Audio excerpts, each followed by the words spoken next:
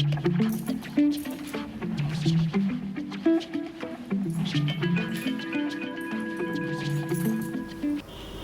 मित्र ने लिखा है,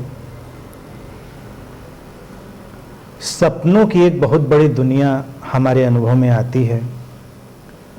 अपने सपनों को मैं दो तरह से विभाजित करती हूँ। एक वो जो कि नॉर्मल स्लीप के दौरान आते हैं, जिनमें बहुत तरह के सपने होते हैं, और एक और कैटेगरी सपनों की है जिसमें एक विचित्र डिस्कम्फर्ट होता है और उस डिस्कम्फर्ट से ही जागना होता है। जागने पर पता चलता है कि शायद पोस्चर गड़बड़ था, या फिर बीपी बढ़ गया था, या फिर वॉशरूम जाने की ज़रूरत थी। मेरा मतलब है कि जिसमें फिजिकल कंडीशन भी शामिल होती है, जो सपनों को एक अभिव्यक्ति देती है और इतना डिस्कम्फर्ट पैदा करती है कि व्यक्ति जग जाए।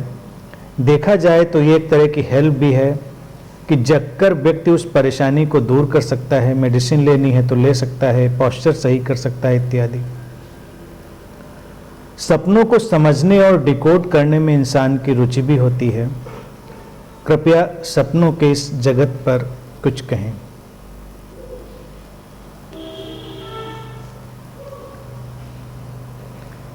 अनादि काल से व्यक्ति सपनों में रुचि लेता रहा है। सपने उसके लिए हमेशा एक कुतूहल का विषय रहे हैं। धीरे धीरे जैसे जैसे व्यक्ति की समझ बढ़ी है, तो उसका अपने शरीर के बारे में, मन के बारे में और मन के माध्यम से घटती हुई घटनाओं के बारे में भी समझने का दायरा बढ़ा। सपने भी हमारे उसी मन के दायरे का एक हिस्सा हैं। सपनों के बारे में पहली चीज तो ये हमको बहुत स्पष्ट रूप से समझ लेनी चाहिए कि उनको बहुत मिस्टिफाई करने की जरूरत नहीं है, उनको बहुत रहस्यमय बनाने की जरूरत नहीं है, और उनको अपने अंधविश्वासों में डालने की जरूरत भी नहीं है। जैसे भारत में सपनों को लेकर बहुत रुचि रही, तो शुभ सपने, अशुभ सपने, सपनों के शुभ संकेत, अशुभ संकेत, इस तरह का एक पूरा सिस्टम चल निकल पड़ा। कई सारी किताबें भी अभी मिल जाएंगी, आप जाएंगे बुक स्टोर्स में, जो सपनों के शुभ अशुभ संकेतों का वर्णन करेंगी, और उनमें कोई भी सार नहीं होता, यानी कि कोई समझ पर खड़ी हुई बात नहीं है। सपने भी हमारे शरीर मन से बाहर की चीज नहीं है। लेकिन शरीर मन है क्या, यही एक अपने आप में बड़ी गुत्थी है। तो जैसा कि कहा कि पहला जो सपनों का टाइप है, जब फिजिकल कंडीशन की वजह से हमारे सामने कोई सपना आता है, तो वो हमारे लिए एक अलार्म भी होता है, हमारे लिए एक हेल्प भी होती है, और हमको गाइड करने का एक तरीका भी होता है हमारे बॉडी माइंड का। और हमारा जो शरीर और मन है वो हर हाल में सरवाइव करना चाहता है, ये बात स्पष्ट है। कई बार जब हम जागे होते हैं तो हमारा मन उतना सक्रिय होकर हमको संकेत नहीं दे पाता, हालांकि वो तब भी देता है, लेकिन तब हम उसको पकड़ नहीं पाते। हम जब सो गए हैं तो हमारा जो अचेतन मन है वो हमारे लिए अचानक एक लैंग्वेज, एक भाषा पैदा करता है और हमको संकेत देता है, और उसके माध्यम से हम चीज़ों को हैंडल कर पाते हैं। इशारे ही नहीं मिलते हैं बल्कि हम हैंडल भी कर पाते हैं। जैसे कि मान लीजिए आप सर्दियों में सोए हुए हैं, आपको ठंडा लग रहा है, तो जाहिर सी बात है इस समय आपका जो अचेतन मन या आपका अवचेतन मन, सबकॉन्शियस माइंड, आपको संकेत देना चाहेगा कि आप कुछ ओढ़ लें। तो वो तो आपकी आंख खुलेगी तब आप ओढ़ेंगे, तो या तो आपकी आंख खुल जाए। अगर फिर भी आपकी आंख मान लीजिए नहीं खुलती है, तो वो आपके लिए कोई अलग किस्म का सपना पैदा कर देगा कि तेज धूप वाली दोपहर है, चिलकती हुई धूप है और उसमें आप जा रहे हैं, और आपको अच्छा लग रहा है धूप में, क्योंकि इधर आपको ठंडा लग रहा था शरीर में, बॉडी आपकी डिस्कम्फर्ट में थी, और उधर आपका मन आपके लिए एक अलग कल्पना पैदा करेगा जिससे आप उसको बर्दाश्त कर लेते हैं। वॉशरूम जाने की सिचुएशन में ये तो सभी लोगों का अनुभव होता है या तो आपकी आंख खुल जाती है, या कई लोगों को लगता है कि वॉशरूम चले ही गए, वॉशरूम जा रहे हैं, वॉशरूम चले गए। और कभी कभी क्या होता है, अगर बॉडी माइंड का बहुत अच्छा कंट्रोल नहीं होता है कुछ लोगों में, या उनकी बॉडी माइंड की जो ट्रेनिंग है वो उतनी परफेक्ट नहीं होती, तो जब उनका सपना आता है कि वॉशरूम चले गए तो वो बिस्तर पर ही सुसु कर देते हैं। बच्चों में अक्सर होता है, बच्चे देखते हैं कि वॉशरूम गए, बता नहीं पाते, हो गया। बड़ों में भी ये समस्या है, क्योंकि आपकी बॉडी को, आपके ब्लैडर को रिलीज करना चाह रही है, आप जा नहीं रहे, ब्लैडर का प्रेशर आपके ऊपर है, आपका माइंड एक तो आपके लिए इमेज पैदा करता है वॉशरूम गए, यहाँ तक ठीक है, आप फिर भी आपकी नींद डिस्टर्ब नहीं होगी, लेकिन वो उससे आगे बढ़ा, आपका कंट्रोल कम है अपने ब्लैडर पर, तो फिर वो गड़बड़ हो जाती है। ये कई लोगों को ये अनुभव होता है, क्योंकि हमारा जो माइंड है वो चाहता है कि नींद पूरी हो, क्योंकि नींद बहुत ज़रूरी है हमारे शरीर के लिए। अब आजकल नींद पर भी बहुत एक्सपेरिमेंट हो रहे हैं, स्लीप लेबोरेटरीज हमने क्रिएट करी हैं और नींद पर रिसर्च चल रही। आप सोचिए 24 घंटे में आप 8 घंटे सोते हैं, तो 8 घंटे बेकार तो नहीं होने चाहिए, उनका बहुत फंडामेंटल रोल होना चाहिए लाइफ में। कई लोगों को लगता है कि सोना बेकार है, तो कम सोकर हम काम चलाएं, तो लोग इंस्पायर होते हैं कि कोई 4 घंटे सोता है, कोई 3 घंटे सोता है, तो उस हिसाब से हमारे पास टाइम बचा।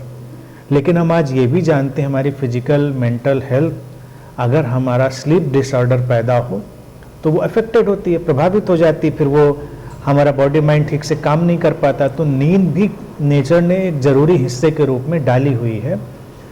तो हमारा जो शरीर और मन है उसकी हर संभव कोशिश करता है कि नींद पूरी हो, उसके लिए वो आपको हर तरह से, सपनों के माध्यम से या किसी भी तरह से आपको वो तैयार रखेगा।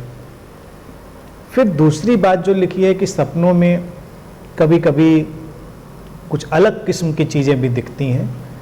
वो जो अलग किस्म की चीज़ें दिखती हैं, उन्होंने ही व्यक्ति को हमेशा जिज्ञासा के दायरे में खींचा है और उसको विचलित भी किया है। लेकिन पहले के वक्त में उन बातों को समझ पाना लोगों के लिए कठिन था, तो वो बड़ी जादुई सी लगती थी। जैसे कि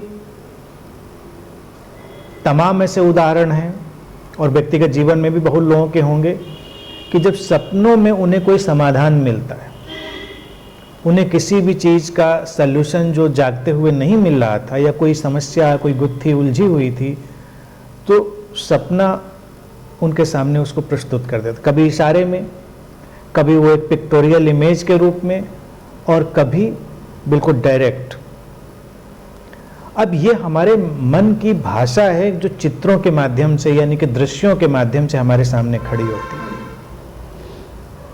पुरानी जो भाषाएं हैं, बहुत पुरानी, अगर आप उन पर ध्यान ले जाएंगे तो उनका जो लिपि है उनकी, वो चित्रात्मक है, पिक्टोरियल है, क्योंकि मनुष्य हमेशा से दृश्यों में सोचता रहा है, चित्रों में। बच्चे अभी भी चित्रों में सोचते हैं, दृश्यों में। हम भी जब कुछ चीज़ सोचना शुरू करते हैं तो आप देखिए आपको ख्याल कैसे आता है। आपको बिल्कुल एब्स्ट्रैक्ट ख्याल नहीं आता, विचार के साथ में दृश्य होता है, पूरा सीन आपके सामने आता है जब आप कोई चीज़ विचार करते हैं। तो इसी तरह से जब हमारा माइंड हमारे लिए कोई भाषा पैदा करता है, तो उसकी अपनी एक डिक्शनरी, उसका अपना एक शब्दकोश धीरे धीरे पैदा होता है, जो हमने ही किया है। हमारी ही कंडीशनिंग से धीरे धीरे वो शब्दकोश पैदा हुआ है, लेकिन हम भूल जाते हैं। तो वो हमको कुछ दिखाता है, अब हम समझ पाएँ तो अच्छा, लेकिन बहुत अर्जेंट है तो कई बार वो और स्पष्टता लेता है, और स्पष्टता लेता है। कई ऐसे आविष्कारों के उदाहरण हैं जब लोगों को कुछ ऐसे संकेत मिल गए। कई वैज्ञानिकों के सामने ऐसे उदाहरण हैं कि जब कोई गुत्थी उनसे नहीं सुलझ रही थी और सपने में अचानक उनको क्लिक कर गया कुछ, और अचानक उनको वो गुत्थी सॉल्व हो गई।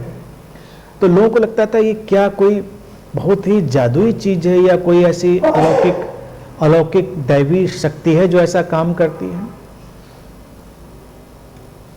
अलौकिक या दैवी शक्ति को अगर हम ह्यूमन माइंड का ही एक्सपेंशन माने तब तो ठीक है, लेकिन ऐसे कोई हम माने तो वो एक हमारा अलग मसला क्रिएट हो जाता है। आज मनोविज्ञान में भी हमने बहुत विकास किया है, धीरे धीरे हम उस पर और विकसित होते जा रहे हैं। प्रारंभिक रूप में कार्ल जुंग ने इस पर बहुत काम किया। जुंग ने सपनों पर और जो शैडो आर्कटाइप है व्यक्ति के भीतर, एक जो छाया व्यक्तित्व या एक शैडो एंटिटी कहें वो है, उसके बारे में उन्होंने बहुत बात कही और कलेक्टिव माइंड के बारे में पहली बार उन्होंने अपनी प्रस्तावना दी। पहले तक लोगों को लगता था कि लोगों का जो मन है वो अलग अलग टुकड़ों में काम करता है।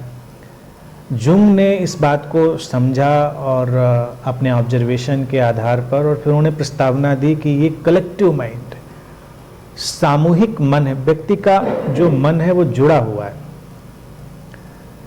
अब भारतीय दर्शन में ये बातें हमेशा से रही हैं, क्योंकि हमने भारतीय दर्शन में कहा कि हम एक अंतर संबंधित जगत में रहते हैं। हम अंतर संबंधित चेतना है, इंटरकनेक्टेड बीइंग है, कुछ भी हमसे अलग नहीं है, सब एक दूसरे में गुथा हुआ है, एक वेब की तरह।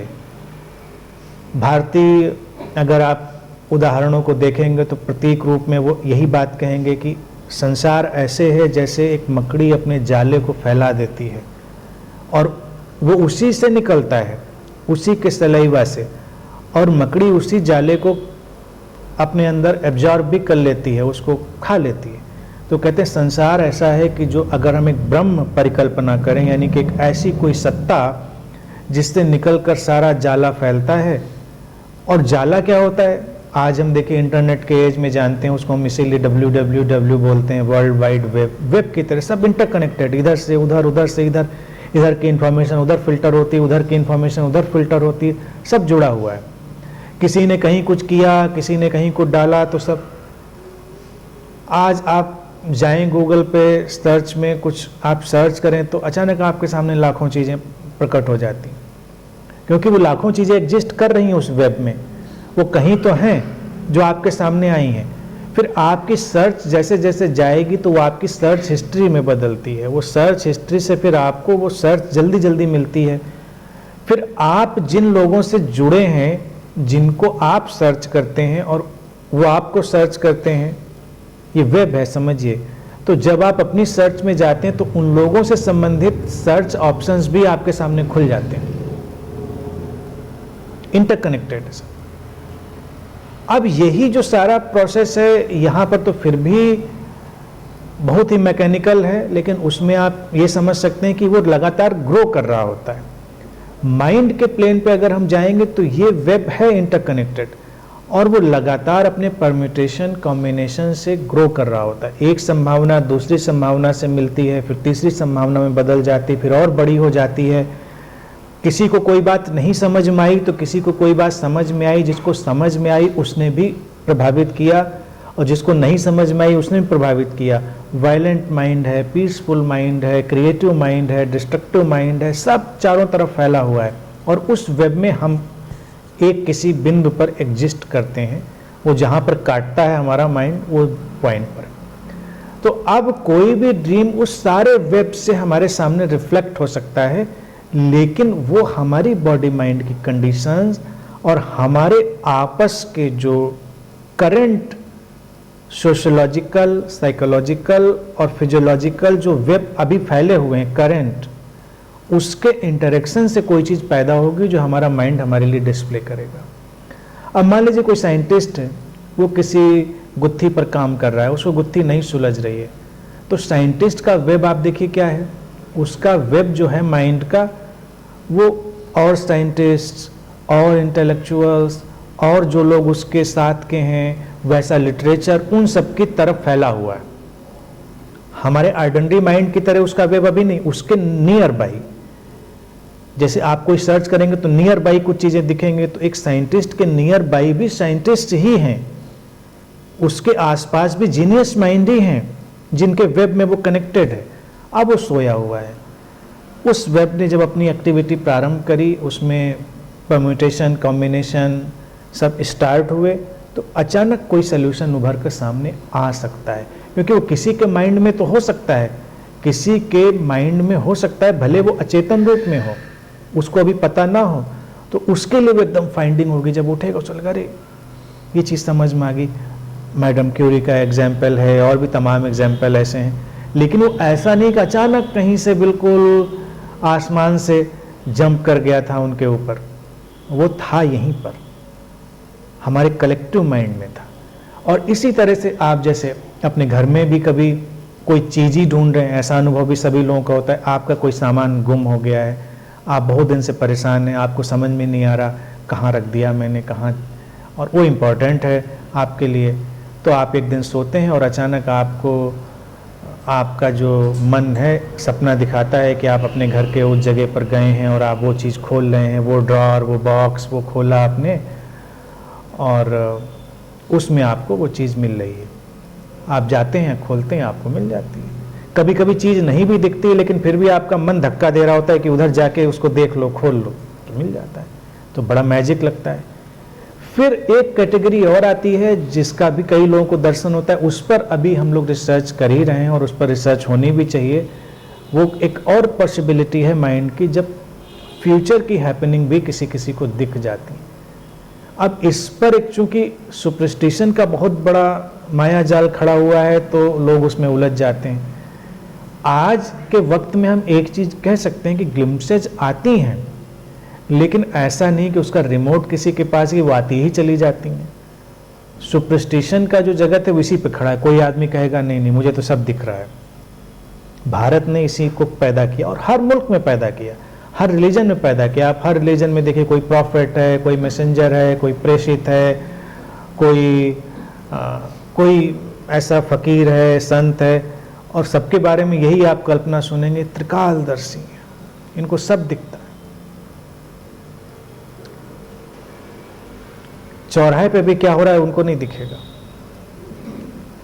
त्रिकालदर्शी का कॉन्सेप्ट आपको हर मुल्क, हर रिलीजन में मिलेगा। अभी पैदा कहाँ से हुआ? कॉन्सेप्ट्स में आज की प्रॉब्लम क्या, हम लोग एकदम से पकड़ के बैठ जाते हैं कि अच्छा ऐसा होगा, लेकिन हमारा मन तो चीज़ों को बड़ा करके पैदा करता है, बनाता रहा है क्रिएटिवली।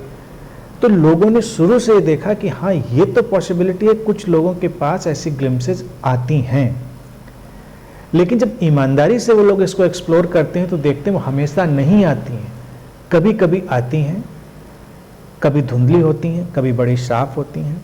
कुछ ऐसे लोग होते हैं, कुछ ऐसे माइंड हो सकते हैं। अब यहाँ पर अगर देखा जाए कि ये जो फ्यूचर है, ये फ्यूचर कितना फ्यूचर है और कितना प्रेजेंट है, ये टाइम की अलग स्टडी और ऑब्जर्वेशन पर खड़ी हुई घटना है। तो कई बार यह है कि जो घटनाक्रम अभी पैदा हो चुका है कहीं पर और उस कलेक्टिव वेब में वो कहीं पर तो अपीयर हो गया है, तो उसकी ग्लिम्स आना पॉसिबल है। किसी भी माइंड को वो ड्रीम के माध्यम से आ सकता है। अब जैसे आप देखिए, मान लीजिए अभी कोई लखनऊ की अगर हम बात करें, कोई गोमती नगर से अनंत के लिए चल चुका है, तो वो चल चुका है, गोमती नगर से अनंत के लिए चल चुका है। और आज के टाइम में हम गूगल मैप के उसमें सब ये भी जानते हैं कि रास्ते कैसे हैं। अब कोई ऐसा तो कल्पना नहीं हो सकती पुराने टाइम में कि उड़ के आ रहा है, कि पाताल लोक से आ रहा है, ज़मीन के अंदर से आ रहा है, या क्योंकि ऑलमोस्ट हम जानते रास्ते कैसे हैं, क्या है, मैप हमको क्लियर है करीब करीब। तो कोई ऐसा व्यक्ति हो सकता है जो सोया हो और उसके ड्रीम में अचानक दिखे कि कोई इस मोड़ से मुड़ता हुआ और यहाँ पर आया हुआ है, क्योंकि वो ऑलरेडी तो है, एग्जिस्ट कर रहा है ऑलरेडी, वो ग्लिम्स हो सकती है। तो इसी तरह से तमाम चीज़ें, बीमारियां भी, कई लोगों को अपनी बीमारियों का एहसास हो जाता है। तो बीमारियों की भी रिसर्चेज ये बताती हैं कि बीमारी एकदम से एक्सीडेंट नहीं है, कुछ चेंजेस पहले ही हमारे अंदर शुरू हो गए हैं जो अब ये बताएंगे कि ये बीमारी हो सकती है। अब जैसे अभी आप चेकअप कराने जाएं किसी डॉक्टर के पास, जो बहुत एक्सपर्ट डॉक्टर है, वो आपके थोड़े पैरामीटर्स के बदले हुए होने को स्टडी करके ये बता सकता है कि अब ये पॉसिबिलिटी बन रही है, ये चीज़ हो सकती है।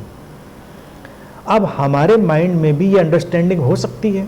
हमारा बॉडी माइंड अगर उस नॉलेज से अवेयर है तो उसको ये चीज़ हो सकती है कि जब हमारे शरीर के अंदर कोई बदलाव हुआ किसी पैरामीटर का, तो हमारा माइंड हमको ये बात दिखा सकता है कि ये बीमारी होने वाली है। और अगर आपने कोई प्रिकॉशन नहीं लिया, आपने कुछ नहीं लिया, तो वो वैसी की वैसी हो जाएगी। बीच में आपने प्रिकॉशन लिया तो वो चीज़ बदल जाएगी।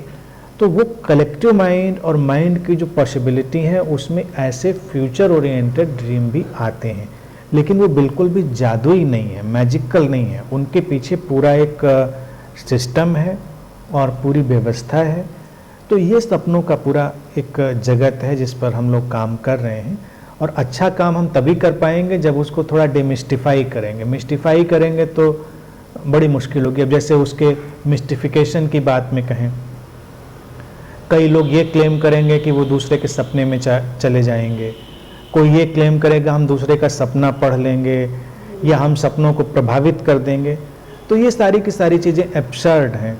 सपना यूं आपका एक निजी जाति मामला है, इंडिविजुअल अफेयर है। कोई किसी के सपने में जाए, क्योंकि कोई कहीं जाता वाता है नहीं, तो सपने में भी क्या जाएगा, यानी कि कहाँ जाएंगे, कौन जाएगा, कोई नहीं जाता। लेकिन कई लोग क्लेम करेंगे हम सपने में आएंगे। तो अब उन लोगों को यही लगता है, अब कोई बैठा है धार्मिक मान्यता का व्यक्ति, तो उसको कोई देवी देवता दिखा तो उसको लगता वो आए थे, हनुमान जी आए थे, शंकर जी आए थे। अब हिंदुओं के यहाँ आएंगे या मुस्लिमों के यहाँ नहीं आएंगे, क्रिश्चियंस के यहाँ नहीं आएंगे, वो किसी के यहाँ नहीं आएंगे। तो ये आना जाना जो है इट इज़ टोटली एब्सर्ड। यहाँ से खड़ा होता है अंधविश्वास। तो सपनों पर ऐसी तमाम किताबें मिलेंगी, ल्यूसिड ड्रीमिंग से लेके, और तमाम चीज़ें जो क्लेम करेंगे हम सपनों को मैनिपुलेट करेंगे, सपनों को इस तरह से हम करेंगे, वो सब उसका बेमतलब है, उसका कोई मतलब नहीं है। लेकिन क्रिएटिव यूज हम कर सकते हैं, और अगर हम सचमुच एक कॉन्शियस मेडिटेटिव लाइफ जी रहे हैं तो हमारा बॉडी माइंड हर प्लेन पर हमको गाइड करता है, और उस गाइडेंस में फिर हमारे ड्रीम्स भी हमारे हमसफ़र हो जाते हैं। कि रात में जो सपने आते हैं वो बेतरतीब होने के बजाय तरतीब वाले हो सकते हैं। कई ऐसे पोएट, राइटर ऐसे हो सकते हैं जिनको अपने प्लॉट ड्रीम्स में आ जाते हैं, उनके आइडियाज़ आ जाते हैं, तो अभी क्रिएटिविटी को भी इन्हेंस कर। अब 8 घंटे सोएं, 8 घंटे में आपका जो अचेतन मन है, आपका अवचेतन मन है, वो आपके लिए क्रिएटिव इनपुट का भी काम कर सकता है, तो वो और बेहतर हुआ। तो जितना मेडिटेटिव कॉन्शियस लाइफ व्यक्ति जिएगा तो उसके लिए ड्रीम भी उतने यूटिलिटी बेस्ड हो जाएंगे। अदरवाइज आप एक रैंडम पिक्चर्स देख रहे होंगे, रैंडम पिक्चर का कोई मतलब नहीं होता। जैसे आम आदमी का माइंड आप देखो, बैठ के सोच रहा है, सोचता तो हर कोई है दुनिया में, ऐसा कोई आदमी नहीं जो सोचता ना हो, बहुत सोचते हैं लोग, सोच सोच के ही परेशान है। अब वो क्या सोच रहा है, हर चीज़ उसकी रैंडम है, बेतरतीब है, कोई मतलब नहीं है। और जिसको एबनॉर्मल कहते हैं, किस व्यक्ति को एबनॉर्मल कहते हैं, जब उसके सारे थॉट्स इनकोहेरेंट हो जाते हैं, यानी कि उनमें कोई तारतम्य नहीं रह जाता। सोच तो पूरी है और बहुत ही इंटेंसिटी से, बड़े जोर शोर से सोच है, लेकिन सब इनकोहेरेंट है, उसमें कोई तारतम्य नहीं है। और हम उसको संतुलित व्यक्ति कहते हैं, सेन, जिसकी सोच तारतम्य में है। तो जो लोग इनकोहेरेंट थिंकिंग में होते हैं उनके ड्रीम्स भी इनकोहेरेंट होते हैं।